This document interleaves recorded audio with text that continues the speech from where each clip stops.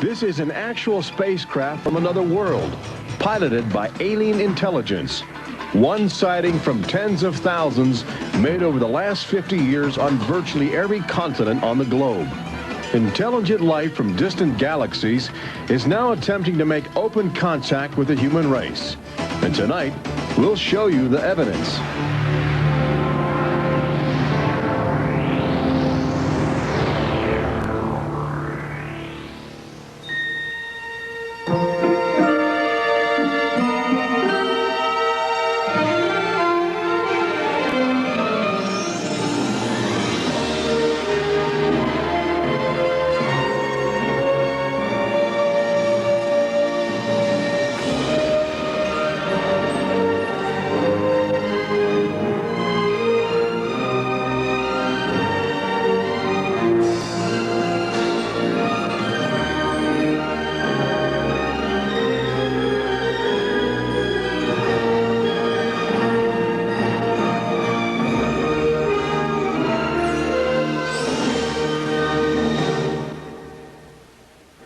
Tonight we celebrate the new Tomorrowland at Walt Disney World in Florida with a television special that's out of this world. Hello, I'm Michael Eisner, head of the Walt Disney Company. In a top-secret military installation somewhere in the United States, there are those who believe that the government is hiding the remains of an alien spacecraft that mysteriously crashed to Earth. With more and more scientific evidence of alien encounters and UFO sightings, the idea of creatures from another planet might not be as far-fetched as we once thought. In fact, one of you out there could have the next alien encounter. Enjoy tonight's special. I'm going to walk over and see if I can sneak a peek. Maybe not. Alien Encounters from New Tomorrowland is brought to you by Bounty. Outstanding absorbency and durability make Bounty the quilted quicker picker-upper. Scientific verification of extraterrestrial life forms routinely arriving on Earth. Top secret reports from ongoing military investigations. Compelling home videos of alien craft captured within the last few months. World figures who have gone public with their own extraterrestrial experiences. The shocking history of government misinformation programs designed to prevent widespread panic. And personal accounts of those who have been abducted and studied against their will. It's happened to me, it's happened to my sister, and I believe my mother. My son looks me straight in the eyes, and he says, "They took blood out of you, Mama." They don't ask permission, they take you. But it's such an incredible secret, nobody wants to believe it. There is valuable scientific data that would prove once and for all that planet Earth is being visited by a highly evolved intelligence that is not from this world. Wait a minute. I've had enough. Stop it. From beyond the boundaries of our perceptions, intelligent beings are beckoning mankind to join the galactic community. It's an invitation which is both wondrous and terrifying. This is the nature of alien encounters. Mankind has the unique ability to ignore the obvious, especially when the facts reveal a disturbing truth. We once believed the sun revolved around the earth. When Galileo demonstrated the reverse is true in 1634, he was charged with heresy and placed under house arrest for the last 8 years of his life. The charges were later dropped, 342 years later. Now, as we approach a new millennium, mankind is in the midst of the most profound event in history, actual contact with intelligent life from other planets. For nearly 50 years, officials have been documenting routine alien encounters here on Earth. And thousands of people have seen or experienced this alien presence. Yet many others still refuse to acknowledge the obvious evidence all around them. What is it like to be confronted by a creature whose intelligence and skill is far beyond the comprehension of mankind?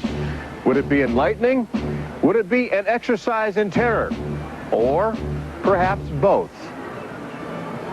Here in the new Tomorrowland at the Walt Disney World Resort near Orlando, Florida, these concepts are brought to life as guests experience their own alien encounter, a sensory thriller from Disney and George Lucas. We'll give you a sneak preview later in the show. But first, we must prepare you for the future with some shocking insights from the recent past. Alien ships seem to arrive in waves. And if the last few years are any indication, planet Earth is experiencing a tsunami of sightings.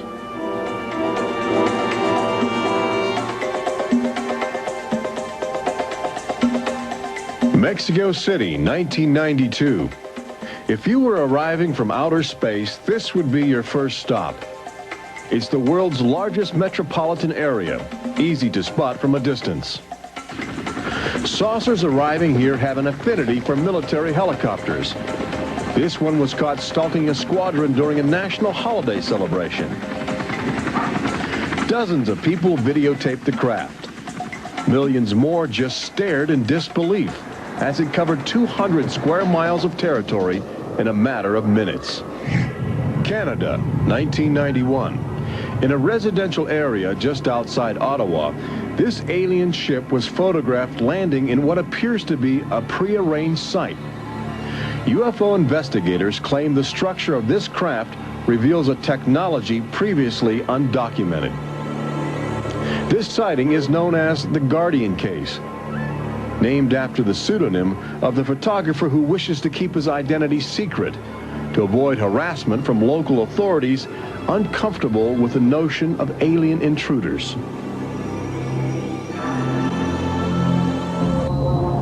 For the last few months of 1994 and lately in 1995, Gulf Breeze, Florida has been ground zero for alien encounters. Especially during the day, extraterrestrial craft have become common ornaments in the uneasy skies. Over those dunes, right there. There she is, right there. Oh my God. Residents of Gulf Breeze routinely aim their home video cameras at the horizon. More often than not, they capture an astounding alien display. Look, there it is. Right up there. Looks like an egg on top and an egg on the bottom. You would think these alien sightings would be front page news. So why have they received almost no national attention? The answer is simple. For governments determined to maintain their authority, extraterrestrial contact is pure dynamite. They're beings from another planet. We don't know where they come from. We don't know what they're doing here. There's nothing we can do about it. Meet Captain Kevin Randall, retired Air Force intelligence officer, now a top investigator of alien encounters.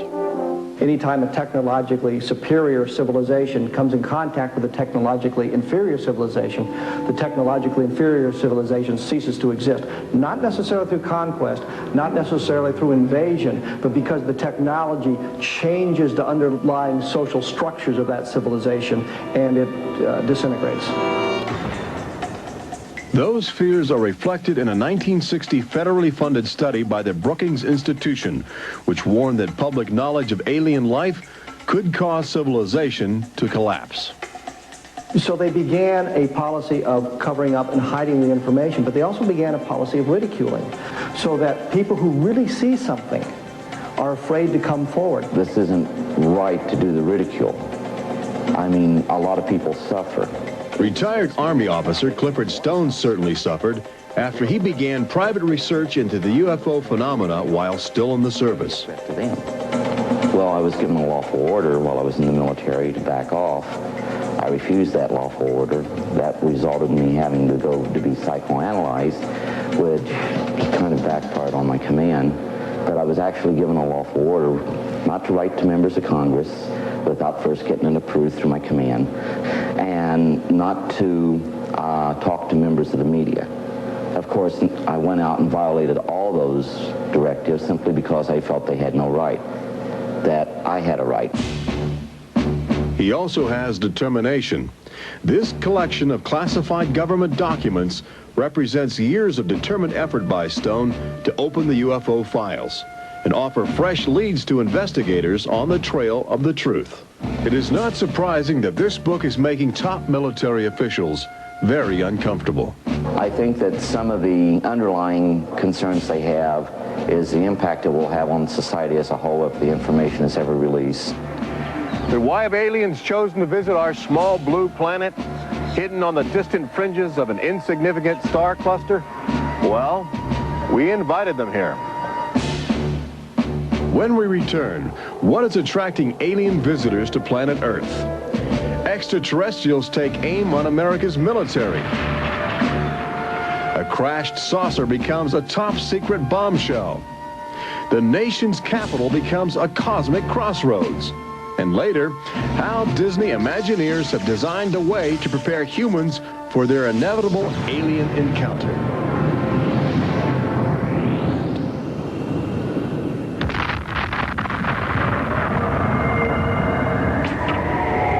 And I looked, and behold, a whirlwind came out of the north, and a fire enfolding itself, and the brightness was about it. Also out of the midst thereof came the likeness of 4 living creatures. And when the living creatures went, the wheels went by them. And when the living creatures were lifted up from the earth, the wheels were lifted up. For the spirit of the living creature was in the wheels. Ezekiel chapter 1. There have been reports of alien encounters throughout recorded history, often buried in the obscure poetry of mystics. But since the end of World War II, alien encounters have adopted a darker, more menacing demeanor. No longer just spirited lights dancing in the sky, UFOs turn more brazen, announcing themselves with surprising ferocity. Most alien activity on Earth in this century seems to have been sparked by the single most profound technological achievement in human history.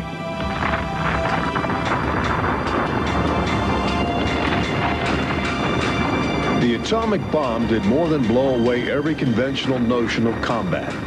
It also saddled mankind with the awesome responsibility of life and death for the entire planet. But what the world didn't know in 1945 was that the atomic bomb's brilliant burst of energy would also be mankind's cosmic calling card, announcing to the universe that a technological society had evolved on a small blue planet in the backwaters of the stars. So as the world celebrated the war's end in 1945, aliens who heard man's atomic trumpet were already charting their course towards Earth, responding to our open invitation.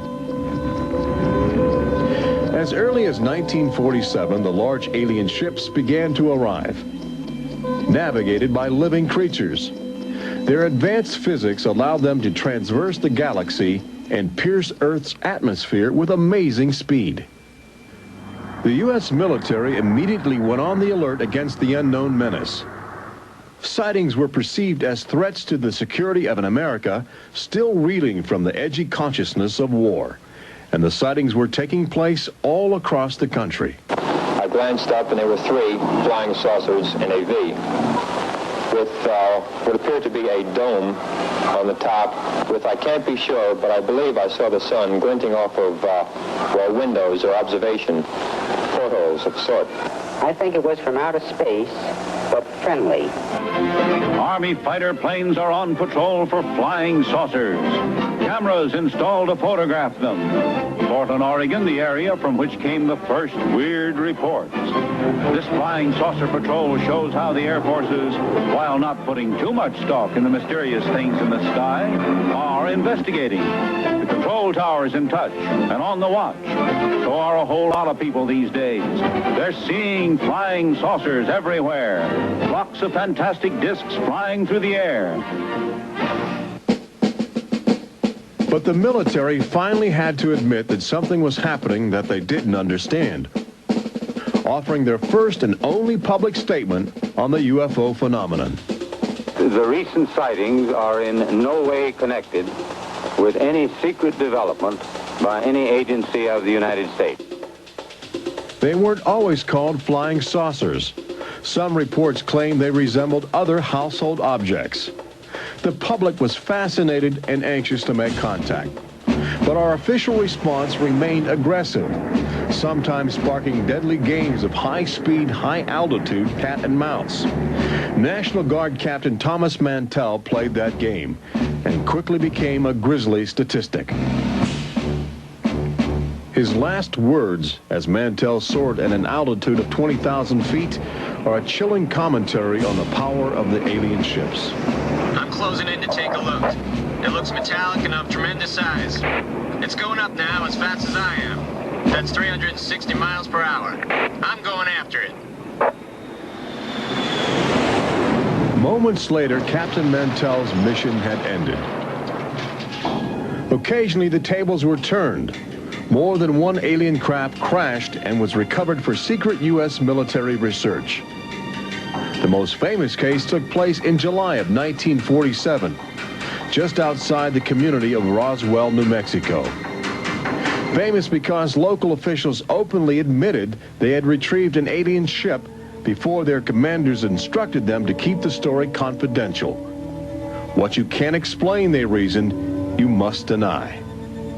July of 1947, the Army Air Forces at Roswell announced we had captured a flying saucer. You can say our government announced in July of 1947 they had a flying saucer. 3 hours later, they announced, no, it's merely a weather balloon. The officers at Roswell made a mistake. But our government has come forward and said, yes, we had a flying saucer. Then they took it back. Any one of your viewers can go back to the newspapers on July 8th, July 9th of 1947, and just front page headline after headline that the government had captured a flying saucer. Don Schmidt from the Center for UFO Studies in Chicago is convinced that the Roswell case is the linchpin in America's ongoing alien cover-up. We have over 550 witnesses. They were there. They handled the debris. They saw the craft. They saw the bodies. They handled the crew members of that craft. And invariably, they all say, this was not from this earth. This is the actual site where the Roswell saucer was discovered, along with the bodies of 3 extraterrestrial missionaries who didn't survive the collision. The debris and the dead were impounded and taken away for top-secret study, while a classified investigative committee called the Majestic 12 was organized by President Truman. And a government cover-up was initiated with a calculated disinformation campaign. The military, I know for a fact, has established what's called disinformation programs, officially sanctioned deception programs. This is covered by a regulation at Department of Defense level that's secret. This is the case with the unidentified flying objects. I cannot say that the Roswell incident was a cover-up, but I can certainly say that the government back then and today acted like it was a cover-up and has been subject to being accused of a cover-up. The flying saucer debris at Roswell was attributed to a downed weather balloon. There was no explanation for the alien body parts among the wreckage. Before long, other sightings were dismissed as optical illusions caused by electrified swamp gas, with elaborate demonstrations staged for newsreel cameras to back up the claim. But while the Pentagon refused to publicly admit aliens had arrived on Earth, their top-secret internal memos told a different story, even detailing the various ships and the creatures they had autopsied. Meanwhile, the American people fell in love with flying saucers, sensing something playful in their alien design.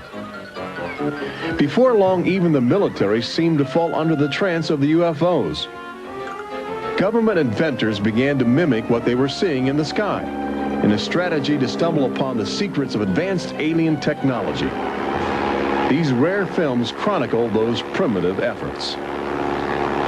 At a symposium conducted by Princeton University, weird and wonderful flying machines developed for the Army go through their paces. The flying scooter, for instance, with only a 7-horsepower motor. Or this flying what have you. Just count your fingers after starting the fans.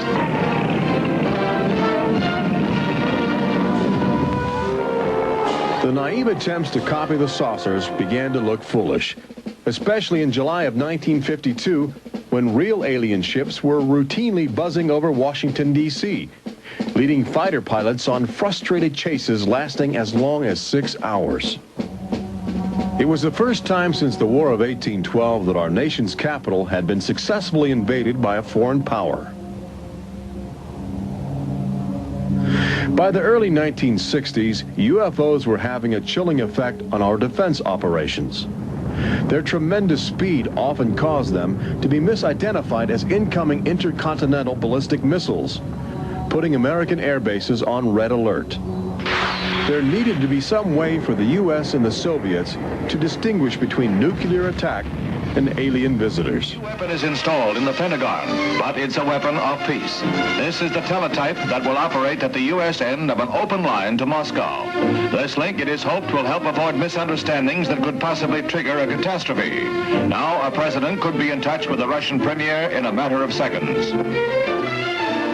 The hotline between Moscow and Washington was set up so they could go ahead and make last-minute pleas that we're not attacking you and you're not attacking us.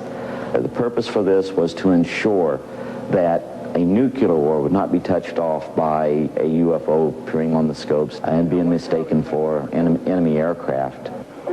The hotline eased some international tensions, but it didn't halt the interaction between the military and aliens, which continues to this day.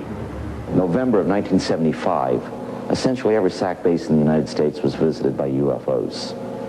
We have reason to believe that the UFOs went ahead and had some effect on changing the codes within the missiles, within the launch control facility, to change where the missiles would hit. 1976, September.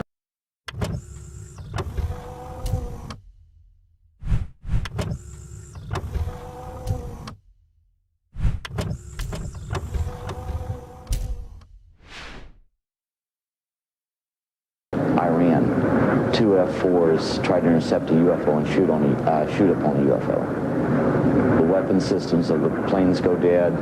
The communication systems go dead. These are just two examples of cases which sound like they came out of science fiction, but in reality, they're from government documentation. Documents released by the State Department. Three main engines up and burning. September 1991. Space Shuttle Mission 48. Commander Clayton and his crew point their cameras at the planet's horizon for a live broadcast to Earth. Many viewers noticed an alien ship playfully cavorting around the shuttle at tremendous speeds. NASA still refuses to acknowledge the incident. But since that time, the space agency no longer allows public access to live unscrambled television signals from shuttle missions. Currently in 1995, the Federal Emergency Management Agency trains personnel with a manual that suggests techniques in communicating with extraterrestrials encountered in the line of duty. This document is in marked contrast to a federal law passed by Congress in 1969, which makes it illegal for any American to have contact with an extraterrestrial, punishable by a $5,000 fine and a year in jail. Ironically, both documents were composed by a government which refuses to publicly admit that there is intelligent life on other planets. Indications are that government, military, and scientific leaders will soon release nearly a half-century of official documentation of ongoing alien encounters on Earth. Perhaps they feel it would be too embarrassing not to reveal the truth before the truth reveals itself. But these FBI files acquired through the Freedom of Information Act outline nearly 50 years of UFO reports investigated by federal agents all across America. Overwhelming evidence that something sinister is at work. But look carefully. The torn pages, the ragged copies, the large areas blacked out in an effort to keep secrets locked away. If we are keeping information, which I am certain we are, from the American public on unidentified flying objects, then we're wrong. Government has an obligation to the people to tell the truth. No matter what that truth might be, the people have a right to know that planet Earth is being visited by a highly evolved intelligence that is not from this world.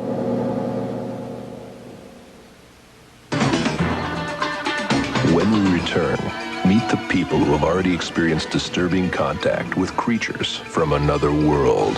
They don't ask permission, they take you. See how government is monitoring mutant life forms which have already staked their claim on planet Earth. And join Robert Urich on the fringes of the future in Walt Disney World's Magic Kingdom as Disney Imagineers prepare the public for their inevitable alien encounter. Encounters from New Tomorrowland.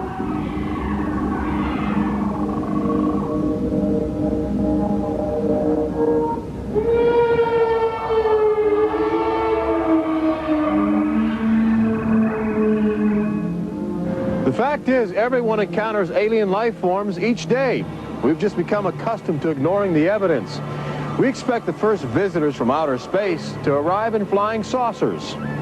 But there are new scientific suggestions that the microbiotic organisms, which routinely invade human bodies in the form of viral disease, may have extraterrestrial connections. These minute alien life forms may very well be the advanced invasion force, leading the way to test Earth's environment for more complex and determined creatures.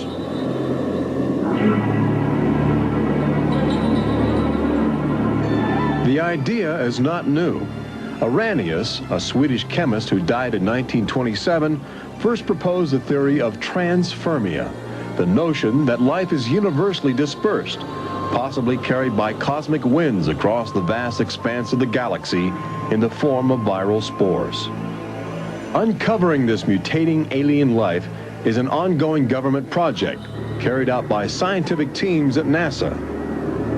They begin by collecting meteors which have landed on the barren landscape of Antarctica. Here, low temperatures preserve the alien life clinging to 4 billion-year-old cosmic debris. In a specially sealed clean room at the Johnson Space Center, these crude interstellar spaceships are carefully dissected to extract the biotic matter inside.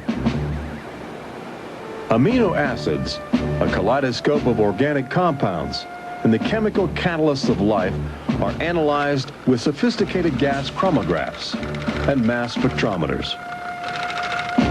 Life is plentiful in the universe and eerily tenacious. Lately, scientists have found extraordinary numbers of unknown organisms which have gained a biological foothold where we once thought survival would be impossible. They grow in deadly ammonia gas. They are resistant to ultraviolet radiation. They thrive inside the radioactive cooling systems of nuclear power plants. And they can even survive the vacuum of space, reanimating themselves when air and water become available. Riding inside the stone cocoon of a meteor, life can travel virtually anywhere, and a good deal of it lands on planet Earth. But just as we explore the genetic package of alien life, visitors from space are routinely examining human specimens, abducting men, women, and children in order to conduct disturbing biological experiments. Very, very few people who've had the experience are willing to talk about it publicly. There is such a kind of ridicule factor. Bud Hopkins, researcher and author of the best-selling book Intruders, is America's leading investigator into the alien abduction phenomenon, and largely responsible for bringing the astonishing situation to the nation's attention. The most important thing about this, I think, in studying it is to realize that there are very distinct patterns. This is not just a box full of crazy experiences which are mutually contradictory. The patterns start this way.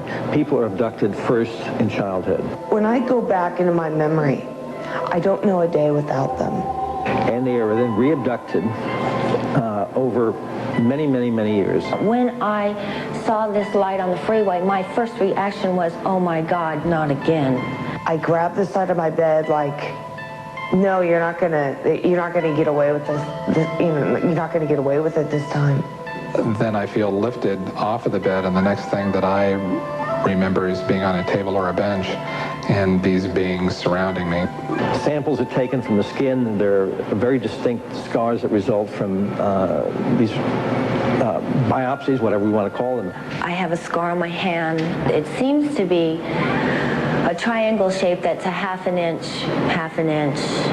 by half an inch if you were to measure it. They were just red and blistery and kind of in a large equilateral triangle on each foot. The basic, most common mark is what we call a scoop mark. It's a circular depression, as if the aliens have used a little tool and removed a layer of cells. On my upper left inner thigh, I have 2 marks. There's a series of 2. They're about 1/8 of an inch deep and about 1/4 inch in diameter that people call scoop marks, for lack of a better term. Often an object is inserted in the nostril or behind the eyeball or in the ear, which we believe to be implants. On my shin, between my ankle and my knee, were 2 puncture marks. In fact, I hesitate to call them that because they were larger and deeper. They were like 2 holes drilled vertically along my shin into my leg, and that frightened me deeply because I have no idea how those got there. I could only speculate as to why they were doing that, although I do know that, bone marrow contains genetic material, blood. They're interested in who you are genetically. They seem to be desperate for our genetic material, our DNA, our particular genetic makeup, as if they have reached some point of, let's say, some point of no return in their evolutionary development, and they need to revivify themselves through something they can get from us, a more primitive and perhaps more robust species. People generally describe one particular type of figure as the basic alien type, which is a small figure, 3.5 to 4.5 feet tall, huge head, huge black eyes, hairless, grayish-white skin, just a tiny slit for a mouth that doesn't move, and so forth. I'd say that accounts for about 85% of the descriptions. There's some that are very, they talk about the reptilian being like sexually aggressive, and then there's some that look like praying mantis that are very mean and very violent. It is a violation of your body. It's a violation of your space. They don't ask permission. They take you. On this earth, when you are raped, when you are mugged, even if you don't see that person that is doing you bodily harm, you have somewhere to go. You can go to the police and at least give a report whether they do something or not. You have somewhere to go. But in this case, you have no one to talk to. You have no one to say, this has happened to me, I've been so violated. You don't even know. And you're not ready for this. My love life went to hell. My schooling went to hell. Everything went to hell. And it's terrifying, it's not fun, it ruins your life because you have nowhere to go. Twinkle, twinkle, little star, how I wonder what you are. Up above the world so high like a diamond in the sky. Makes me want to cry.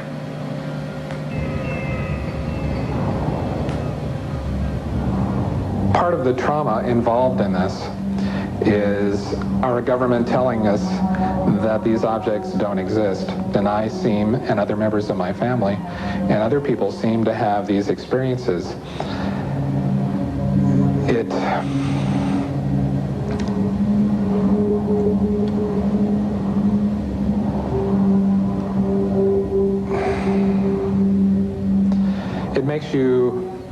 makes you doubt your sanity. The range of people who have had abductions around the world, because it is a global phenomenon, is just, it's a total range. I've worked with people who are of Oriental background, African-American background, Hispanics. I've worked with one NASA scientist, a research scientist, who is an abductee, a police lieutenant from the South, doctors, lawyers. I mean, I've had, incidentally, 7 psychiatrists come to me because of their own personal abduction experiences.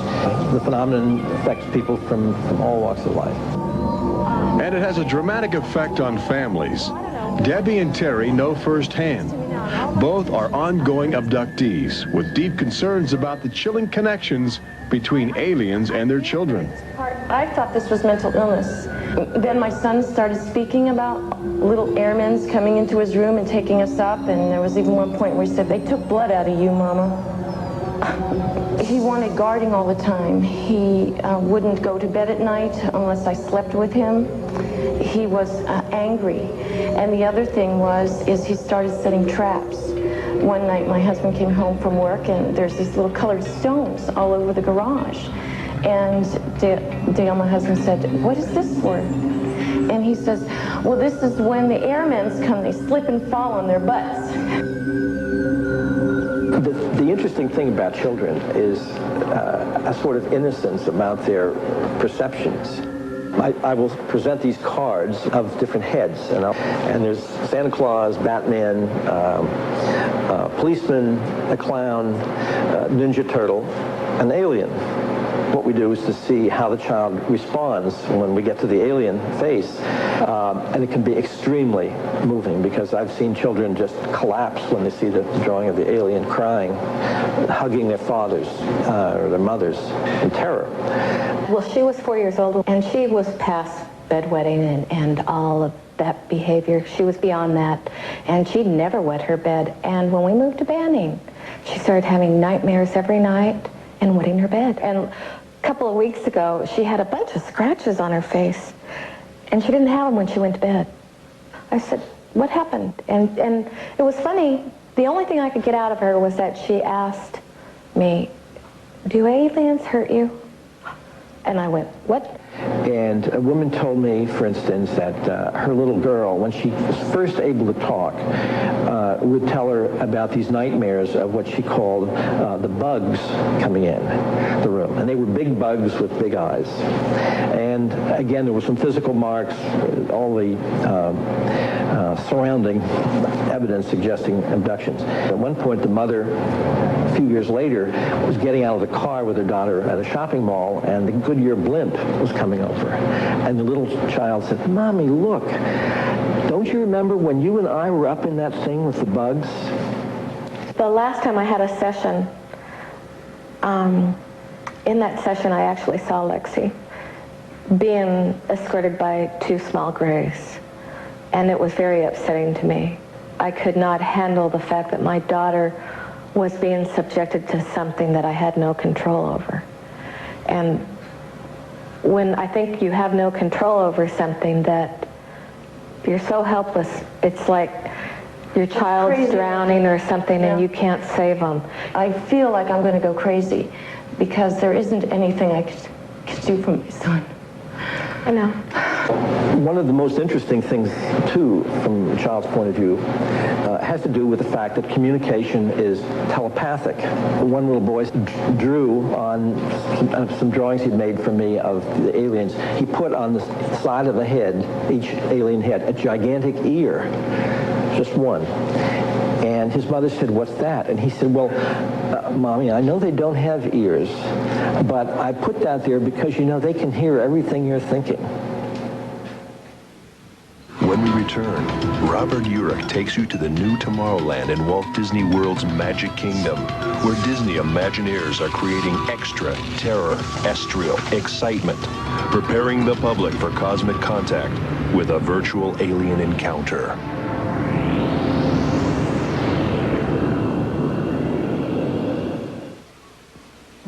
An official UFO sighting report, one of thousands compiled over the last few decades. This particular report from October 1969 was filled out by Jimmy Carter. He was still governor of Georgia at the time. He witnessed a luminous object suspended in the twilight sky.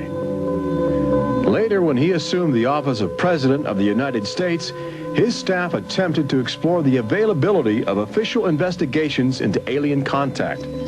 As this internal government memo illustrates, there are some security secrets outside the jurisdiction of the White House.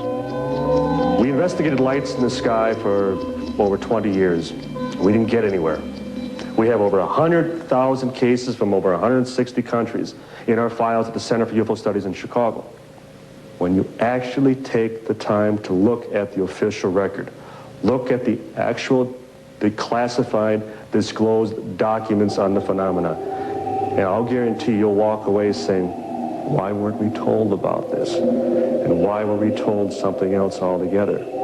We've all been indoctrinated to have this knee-jerk response just to that term UFO. We have to ask ourselves, who started it?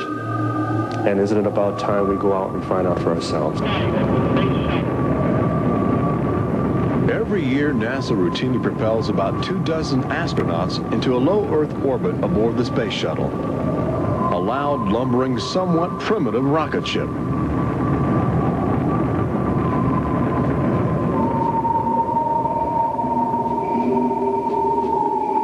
But most Americans will likely explore outer space aboard crafts of alien origin. Statistics indicate a greater probability that you will experience extraterrestrial contact in the next 5 years than the chances that you will win a state lottery. But how do you prepare for such an extraordinary event? Here in the new Tomorrowland at Disney World, scientists and Disney engineers have brought to life a possible scenario that helps acclimate the public to their inevitable alien encounter. Welcome to the new Tomorrowland Convention Center in the Magic Kingdom, where humans can enjoy their first taste of the future, as well as advanced extraterrestrial technology, and begin to understand the disturbing facets of alien intelligence. Access Technologies, an interplanetary manufacturing and marketing conglomerate, is one of the first alien firms to take advantage of this showcase facility in New Tomorrowland, introducing humans to technology which promises to seize the future. Today, guests are exploring the concept of teleportation, the ability to transmit solid matter or living creatures across the endless void of space. Inside this chamber, at the extraterrestrial alien encounter attraction, cosmic representatives will demonstrate the secrets of a brave new world. Utilizing the ominous device, two very different life forms will make contact via the teleportation process. Unfortunately, high technology can backfire if operated by careless hands. As the seat restraints lock into place and the power generators are activated by anxious extraterrestrials, these happy humans are about to discover a disturbing truth. When science fiction becomes science fact, the results could be terrifying.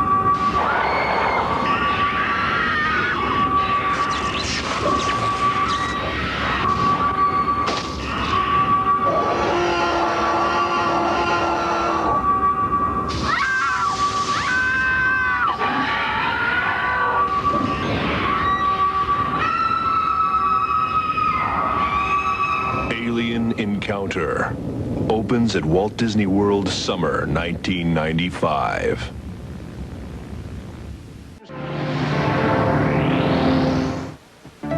Planet Earth has always been a laboratory for alien life forms which can drop in from space or slowly mutate into bizarre fleshy organisms at our feet. Understanding the nature of these strange creatures from above and below is the greatest challenge of our age. We now know that our future, indeed the future of Earth itself, rests in the balance of the solid and the ethereal, of common sense and the irrational, and our relationship with alien life as grotesque as a fungus or as glorious as the heavens.